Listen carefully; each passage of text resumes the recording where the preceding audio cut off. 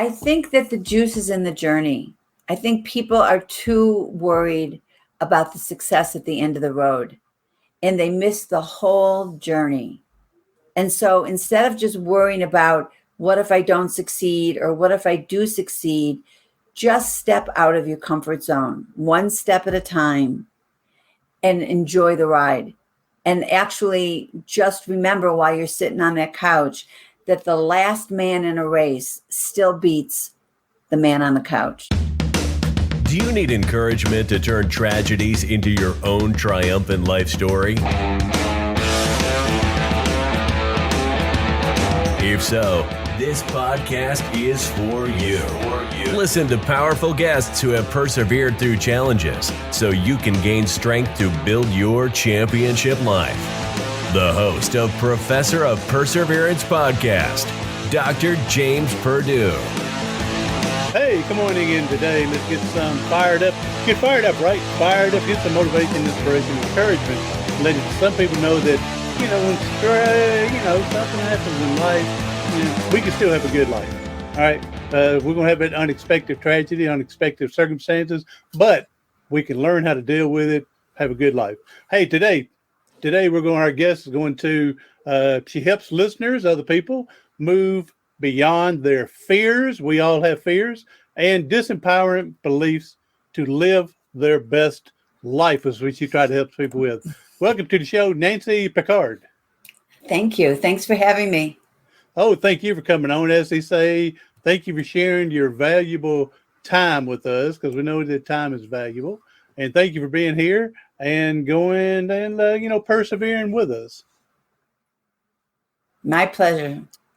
So, all right. So you've got a way that you're going to help us get past our fears. And again, we all have fears. Hopefully we don't let them dominate us and prevent us from doing what we would like in life. But some people it does. And I'm sure some fear is going to come to me later on in life, and I'm going to be afraid to take this step. And I'm going to use your information to get me strong enough to get through it. So Great. You jump in, take over, and I'll hop in whenever I get an opportunity. Okay. So we all have fears. Everybody has them. And I think what happens is that people who are living in their fears, they think other people are fearless. They think that they've gotten to a fearless state and therefore they can move forward. But that's not the case. Those of us that move forward, that we move forward with our fears. So we don't wait for them to go away. We don't try to manage them. We understand that we have them.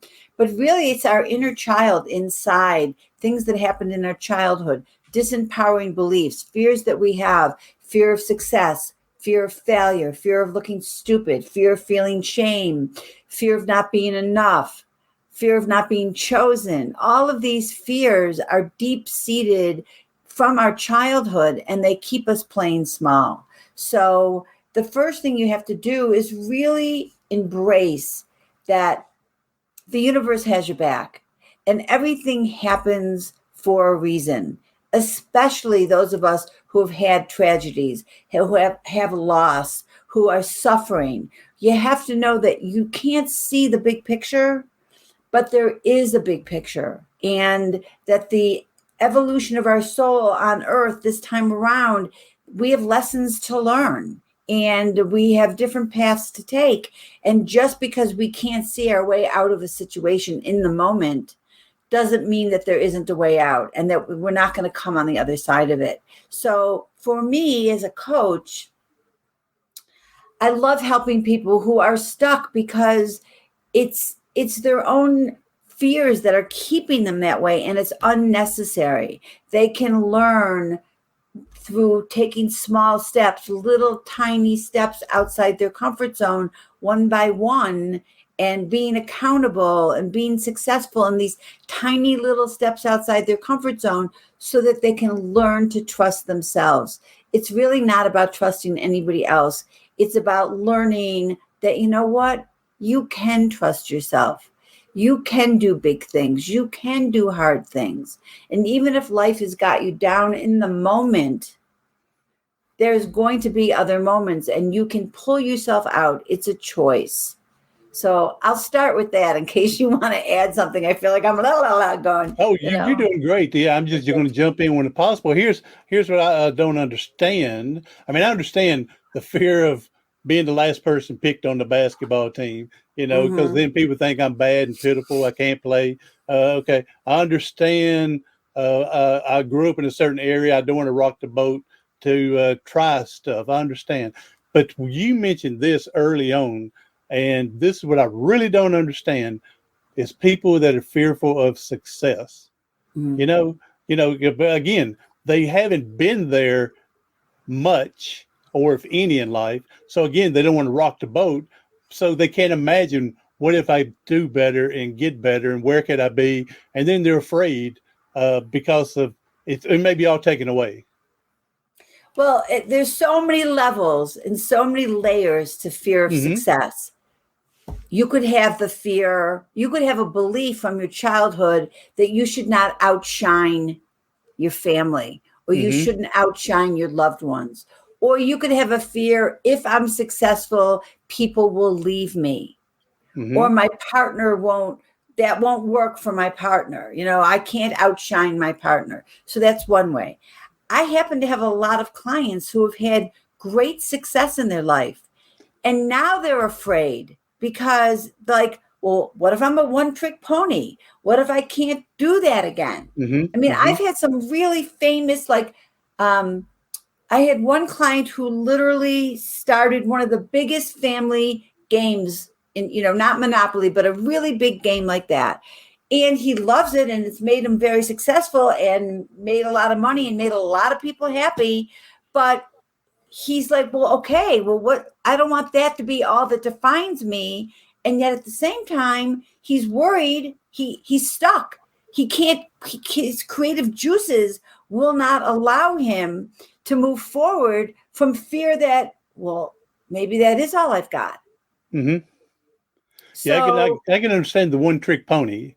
But again, the other thing, you were able to create it once. Let's get out and try and create it again. Hey, Miss Southern Belle, thank you for coming in. Appreciate your support and everything. So, it's I understand the other stuff, the failure and saying, I just have a hard time wrapping why. Again, you said it perfectly. I'm not supposed to outshine my spouse. I'm not supposed to be better than the family. I'm not supposed to, because they're worried that they'll be looked at different. So, or if I'm successful, will I have to work too hard? Will I, if you have a belief that you're not worthy or you're not good enough, fear of success there's like cognitive dissonance. It's actually the opposite of what your ego believes about you. And so your ego doesn't want you to be successful because that doesn't fit in with what it believes about you. So even that alone keeps people from being successful. Well, I don't want to change my life. Like, yes, you complain, but you kind of like your free time. You kind of like being the underdog. You're used to being the victim in your story. If you're successful, all of that changes, and your ego may not be ready for it. You may not be ready for it. Yeah, it makes a lot of sense there, especially when you said, if I become successful, then I may be having to work more to keep that than if I just stay where I'm at. I already know my routine. I already know what dramas in my life. And so, I can understand that if I become successful, what will I have to do to maintain it? The unsure uncertainty. Yeah. Right. And also, you have to remember that most of these beliefs and thoughts are in your subconscious. You're not consciously saying, oh, wait, I'm not afraid of success. It's not really in the conscious level, but it's underneath. And so unless you are working with somebody or you can do your own inner work, you don't even know what's in there that's keeping you playing small and keeping you stuck. Yeah, that makes perfect sense there. Yeah, because we don't want to think of ourselves as being a loser or not trying, and but subconscious knows the truth. Right. Or believes. Our childhood wounds sound like I'm not good enough. I'm broken. I need to stay quiet so no one will know. I need to control everything so I can be safe. I need to take care of everyone else so I will be loved. I need to be perfect to be loved. All of these things, they're made as a child to keep you safe from a situation, and they do keep you safe. But as you get older and you're now a conscious adult, they actually hurt you and they keep you playing small. And and I was going to say here that we again, it's our experience, how we've grown up and stuff, but we are our worst advocate. I mean, we want to sit there and say, well, Billy Bob Job down the road, he says that I'm wasting my time and money, and then my spouse is laughing at me for trying. But again, we ultimately make that decision whether we try or don't try, and we can't worry what the outside is saying. Yes, we would love to have their support, but again, we're the ones that ultimately make that decision to give a shot at it or just stay where we're at and don't rock the boat. Yes, exactly. And also, depending on who your people are, you know, if your friends are all heavy and you're heavy and you decide you're going to lose 50 pounds, well, that makes them all really uncomfortable. So you have to know who your friends are. Are they supporting you, or they actually want you to stay stuck in the mud with them? And that goes with your spouses and your family and everybody. So the people that are poo-pooing you from trying something new, you have to look at where it's coming from. Are they afraid and they don't want you to grow? Do they want you to stay where they are? Like all of those kinds of things. So there's so much involved in being afraid to move forward, and who your people are, and are they supporting you, or are they actually part of the problem? Well, the people don't win the Super Bowl for having an unsuccessful characters built around them. So it's so it's like you said, the people you have are the people you have, and they can help you or hinder you as well. Yeah. And you have to be brave enough to actually say to them, I understand your feelings, or I hear your opinion. Thank you for sharing it. But this is something I'm going to do, and I hope you can get behind me, and I hope you can support me, or I'm not available for your opinions anymore because I need to do this. And I know you mean well for me, but this is where I'm going. So please support me. Yeah, I'm not asking you to drag the anchor with me, but I'm just asking you to support me while I'm doing it. And I'm not saying I'm better than you if I succeed in areas. Still like to be buddies and friends. Yeah, you can still have that conversation with them and then see how it goes from there. Yeah. So, I'm not saying no to you. I'm saying no to this, I'm saying yes to me. I'm not saying no to you. All of those kinds of ways to try to just get people to recognize that this is, you would like their support if they can give it to you. Yep. Oh, exactly. And another thing is, how many people do you think, maybe not how many, but other people that I would recognize are the people that, we're taught to forgive others that we perceived have done us wrong. But we need to really hop on a boat, and we really need a big change in this, that we need to forgive ourselves when we make stupid mistakes. Of course. Here we are dragging this anchor, for 40 years because I did something 40 years ago. And you want to still throw and say, well, I can't do such and such, can't do what I want to because of, no, you got to forgive yourself, learn from it, and then move forward. Okay. Correct. As long as you hang on to this, you're not going to help yourself. 100%. Self-forgiveness is like the baseline. You have to start there. Forgiving other people is great. It cuts the karmic cord and it frees you up. But forgiving yourself is the same thing. And it's where you have to start. You have to learn to trust yourself and have confidence in yourself. And the only way you get that is with competence. And the only way you get competent is to get out of your comfort zone and try things over and over and over again. And if you fall, you're falling forward. You're trying something new. It's a stepping stone to success. So when something, here's how I deal with fear.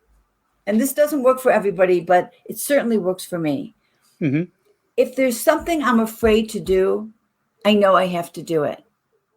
I'm not talking about walking down the dark alley. I'm saying if somebody asks me to be a presenter in front of 100 people, or can I build a course I built a course for Gen Connect You that is hopefully going to be taken by LinkedIn Learning. That was a big deal for me. And my imposter syndrome was saying, oh no, I don't think so. I don't think you're big enough for that. They must think you're better than you are. That whole story loop was in my head. And I knew that the moment I stepped in and started to build the course and then finish the course, I would be exactly the person that I didn't think I was.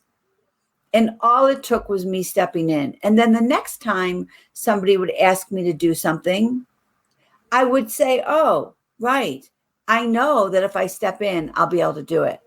Because I have built up the confidence in myself to know that I can do hard things.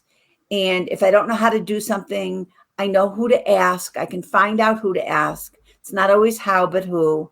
And that if every choice matters and I'm responsible for every choice I make, and I've already learned that I will follow through, then I'm set for glory. So those are the tools that people have to learn. Those are the tools that you have to learn. And it's starting with really small steps. I keep hearing that saying about how do you eat an elephant? Oh yeah. One bite at a time. Mm-hmm. And that's life. That's your goal. That's your visions. Everything you want to do, you have to break it down one bite at a time. I like what you said a minute ago with just not always how, but who, who can help you, with certain things. And I'm very big telling people at the end of our fingertips, we got the whole world with this internet, and find someone that's gone through what you've been through, find an organization, an association, find a Facebook group, find a mentor, find a coach, find a supporter, somebody that's gone through what you've been through, and then see how they can help you get through it. Then I'm always big about once you learn that, then it's your responsibility to help the next person come through it. I love that. Plus, when you have a tragedy in your life, people with similar tragedies come out of the woodwork. It's like the universe wants to support you. And so even though you might think you're the only one that's living through something, all of a sudden you're going to start to, it's like, it's not a coincidence. The universe is setting you up and sending you people who have gone through, or, oh my God, I know somebody who went through that and I could hook you up. And if you listen and you're open to the clues from the universe, you will find other people who are going through exactly what you're going through. It is amazing that we go through something for our first time ever in our life, and we think we're the only one who's going through this. Mm-hmm. We get so put down and lost encouragement, lost our confidence, and we feel like, we're the only one going through this. When in reality, like you said, you open up the universe, everything's going to come to you to help provide a support system with you. Exactly. And the thing is, nobody gets through life without some really bad stuff happening to them. Nobody. Mm-hmm. And so in my own life, I had 3 babies before I gave birth die, like one in my 9th month, one in my 6th month, one in my 7th month, like really tragic kinds of things that nobody in my world knew could even happen until it happened. And then, of course, I hear about all kinds of people that it happened to, but it wasn't in my radar. I've had cancer. I had my husband wanted out of our marriage after 26 years, and I was just like blown away. He married somebody 2 months older than our son. It's like I have dealt with a lot of stuff. So if people look at my life or my courage or my confidence and think, oh, yeah, but what does she know? What has she gone through? we've all gone through stuff, and it's not how often you fall, it's how long you stay down. Hey, it And goes what are to you going to Rocky. do to get up? Yeah, it goes to Yes, Rocky. Rocky says it's not how many times you go down, it's how fast you get back up. it's All right, right. from It's Rocky. right. Okay, so And at the same time, you want people, people's grief is not on your timeline. And you don't have to be, you don't owe it to anybody to explain why you're grieving or how sad you are or how hard it is for you to get up. It's your own timeline. But eventually, you have to take the lumps and learn the lessons. And with a broken heart and with fear and with no confidence anymore, you have to learn to trust yourself. It's inner work. It's an inside job. you have to find that inner strength that's going to give you it up the next day. And it can be Right. totally different from whatever someone else may be experiencing. Again, Right. my mother, she raised 3 boys, and her strength was making sure that we got raised. And so, Right. yeah, that was her every day of getting up out of bed to make sure we were taken care of so we could have the Mm-hmm. best life possible. Yeah, so it's different for everyone as well. Hey, I like when you were talking about, your thing is you get the little fear that you want to go head on with it and try to, conquer it the best you can. And it made me think of Fonzie on Happy Days, and he had fear of liver. You remember that episode? He had fear of No, of liver. eating liver, Well, he just didn't like to look at it. right? It was his kryptonite. And finally, at the end, it shows him eating A liver. piece of liver. Yeah, That's yeah, funny. yeah. That's So, funny. yeah. So, but I'm just thinking, and I don't discount anybody else's tragedy or whatnot. I tell people an example would be, say you get up in the middle of the night, you go into the bathroom, getting water or whatever, and say you stump your toe on the door. And for most of us, we're just going to miss 30 minutes to an hour of sleep because the toe's throbbing. But what if someone has brittle bone disease? Now they've shattered their Mm-hmm. foot. What if they're hemophiliac and they're bleeding inside? So, I try not to discount somebody else's, even though I wouldn't experience or don't experience that, because we don't know what they're going through and where they've been and how far they've come out of it. Correct. Even during the whole big COVID thing, I kept saying to people, we're all in the same river, but we're not in the same boat. Mm-hmm. And everybody's in their own boat. And even though we're all in the same water,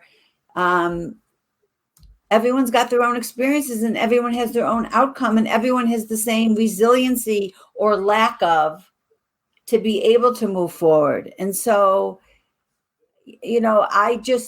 I feel really bad for people who can't move beyond whatever is keeping them stuck. And instead of staying stuck, just get help, hire a coach, read some great self-help books. There's so many great books out there. There's so many great coaches out there. And the difference between a therapist and a coach is that coaches are action oriented. You're not just going to sit and talk about your problems, but you're going to have somebody that's holding you accountable until you learn to hold yourself accountable. Mm-hmm. And step by step by step, week by week by week, crawl your way back out. And Ainsley, you mentioned a bunch of good reads. Find a good read that would, what you're interested in and what you're going through, and find some good reads. And I think you got a good read here, don't you? With your book? I have a great book. Yeah, let's go ahead and let's push that book through. Okay, so my book is called Bigger, Better, Braver. Conquer your fears, embrace your courage, and transform your life. It's a perfect book for this conversation. Yes, it is. So I wrote the book when I was turning 60. I actually climbed Mount Kilimanjaro at the age of 61. Oh, wow. That's awesome. It was great. I'm going to say that's a podcast in its own. Yeah, that's a bigger, better, braver move.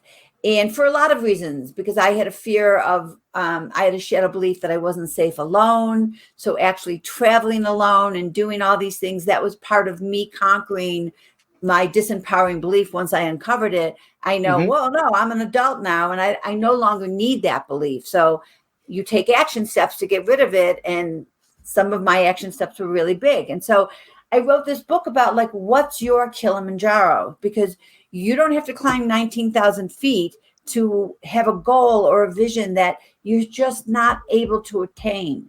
And not everybody can afford a coach. So my book is a step-by-step how to uncover your shadow beliefs, how to uncover your underlying commitments, your fears. What is your vision? How do you have a growth mindset versus a fixed mindset? Every single chapter has exercises to help people do the work that they would be doing with me. It's a great way to start. And then you can actually make a decision. Oh, yeah, I think I can actually do this on my own. Or, I think I need to hire somebody so I can have more traction, get there faster, have somebody that's going to hold me accountable. Oh, exactly. Yes. And so, I love the metaphor that you were giving. You don't have to climb or walk or hike 19,000, you said? 19,000 steps? 19,341 steps. Yeah. Knows them by each one of them. There you go.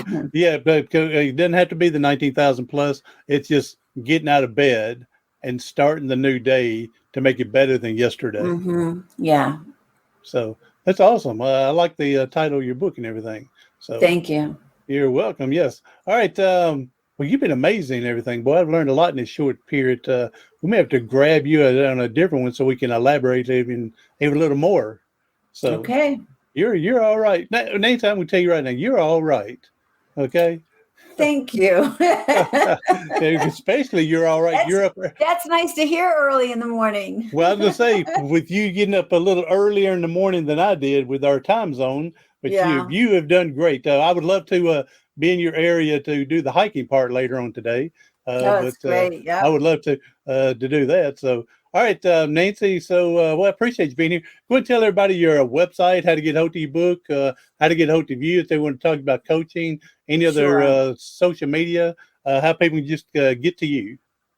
So Nancy Pickard, Pickard, Nancy Pickard Life Coach.com is my website. And on my website, there will be all my different coaching modalities. You can order my book, although you could order it on Amazon also in written or audible. So if you like listening to me, you can listen to me as you do your own hiking or walking or driving or whatever. And my social media is Nancy Pickard, Life Coach. That's my Facebook. That's my Instagram. That's my LinkedIn. And I offer a free discovery call. I offer a free chapter of the book. All of these things are going to be in your notes, and your website, your podcast notes. Correct? I think correct. I will put these links in the notes for make it easier for people just to click on and move on. Yeah, but everything is on my website as well. So do the old, if nothing else, do the old Google search, Nancy Pickard. Again, Pickard. Do the old Google search if you have to.